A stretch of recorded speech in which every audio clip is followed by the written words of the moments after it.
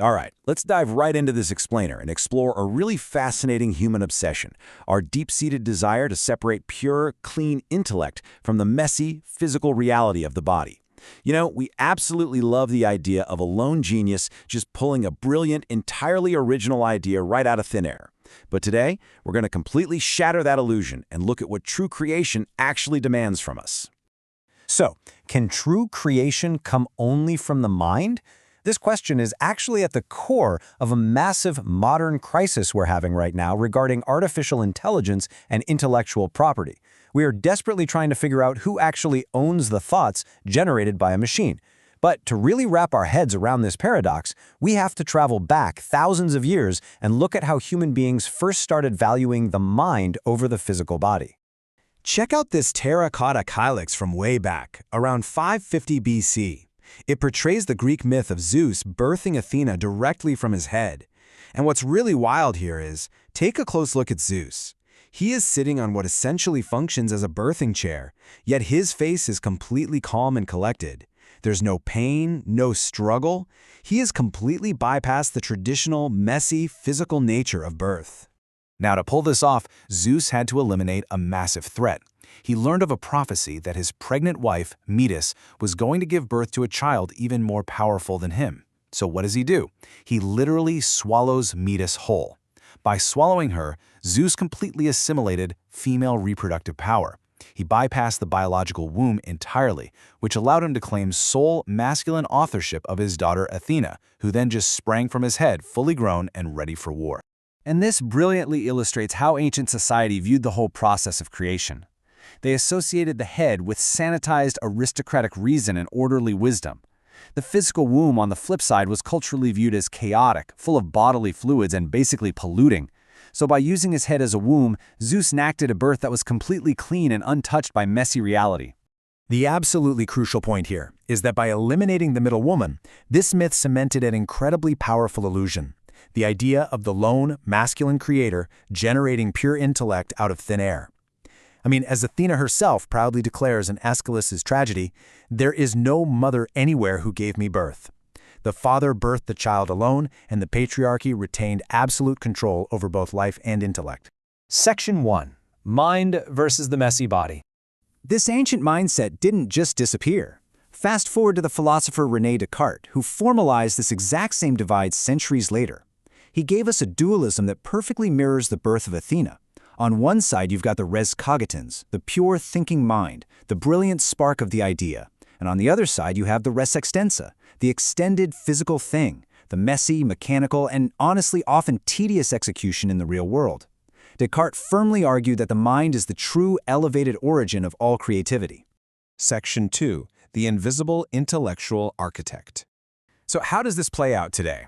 Well, we still love to celebrate the named inventor as this romantic lone genius whose mind birthed a brilliant idea, much like Zeus. This whole concept of the romantic author was artificially constructed in the 18th century by philosophers like Immanuel Kant. But it totally ignores the deep historical reality that almost all creation, from ancient scribes all the way to modern Wikipedia, is a highly collaborative physical process.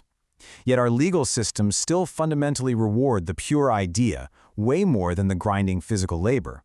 But here's the reality check. Behind every named inventor holding up a physical prototype, there is an invisible architect, the patent agent. Let's ground this in a real-world example, looking at the intellectual authorship behind U.S. Patent 12,664,142. Society gives all the glory to the inventor's spark of an idea, Picard's pure res cogitans. But it's actually the patent agent doing the unseen exhausting sweat of the mind. They have to extract the scientific essence of that physical object and meticulously translate it into a highly abstract, strictly defined intellectual property boundary. Setting the exact legal boundaries of an abstract idea, like U.S. Patent 12,664,142, so nobody else can steal it, requires serious sweat of the mind. Yes, the human inventor has the pure idea, but the agent is the one who translates that intent through strategic textual formalization. Without that painstaking physical sweat to actually map the vision onto reality, you don't get a legally binding monopoly. You literally just have a fleeting thought. Section 3. The Disembodied Digital Scripter. This brings us to the ultimate modern test of this ancient desire for pure, disembodied intellect, artificial intelligence. We so often project that same romantic myth onto AI, right? We imagine this ghost in the machine conjuring up digital masterpieces from nothing. But when we strip away the marketing magic, we see what AI truly is. The cultural theorist Roland Barthes actually gave us the perfect term for this back in 1967, the scripter. Unlike a human author who originates real intent, an AI is really just a highly sophisticated mechanical enabler. It's like a giant mental kaleidoscope that blindly recombines pre-existing tokens of human culture based purely on statistical probability. And this is exactly where the illusion of the disembodied mind completely falls apart. As the philosopher Hannah Arendt so brilliantly pointed out, true creation requires praxis. It requires an active, engaged doing that is completely inseparable from lived human experience. And AI fundamentally lacks this biological friction. It has never felt heartbreak, it has never stubbed its toe in the dark, and it faces absolutely zero societal context. Without that genuine inner drive, it simply cannot truly originate meaning. Because the machine doesn't have a mind or intent of its own, it introduces what researchers call algorithmic distortion. It's chaotic statistical guesswork. Think of an AI generating a hand with 7 fingers, right? To fix that, a human must apply what we call protorsion. Protorsion is the proactive, painstaking manual steering. It's the human architect actively wrestling the machine's random chaotic outputs back to a high-fidelity reality. Section 4. The Return of Sweat. And this leads us to the absolute wildest paradox in modern law today. To protect the creations of the supposedly pure digital mind, we are actually being forced to return to the messy physical body. Historically, there was this legal concept called the sweat of the brow doctrine. It granted copyright protection based simply on the sheer physical effort and labor someone poured into a work, like painstakingly compiling a massive telephone directory by hand. Now, the Supreme Court actually tossed that doctrine out in 1991 because it didn't require a creative spark. But today, in a brilliant stroke of irony, because AI completely lacks human agency, legal systems are quietly resurrecting it. They are demanding proof of human physical effort as a proxy for originality. The documentation summarizes this new reality perfectly. Manual authorship overrides automated miasma. The only way to achieve bit-perfect data and claim true, legally recognized authorship over an AI-generated work is to prove you rigorously steered the machine. You can't just sit back and be a passive ideas person. You have to prove you spent hours adjusting parameters and executing thousands of exhausting prompt iterations just to force the machine to obey your specific intent. To put this abstract concept into concrete perspective, let's look at the sheer scale of this. One recent verified digital strike, which tracked the execution of AI agents, recorded exactly 55.5 million tokens of human metabolic flux. 55.5 million. This staggering number acts as a literal, cryptographic record of sweat.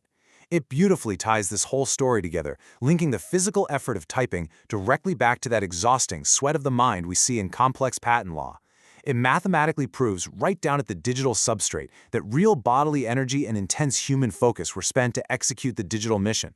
It anchors the pure digital command directly to the physical calories burned by a human being, proving beyond a shadow of a doubt that a sovereign human pilot was actually at the wheel.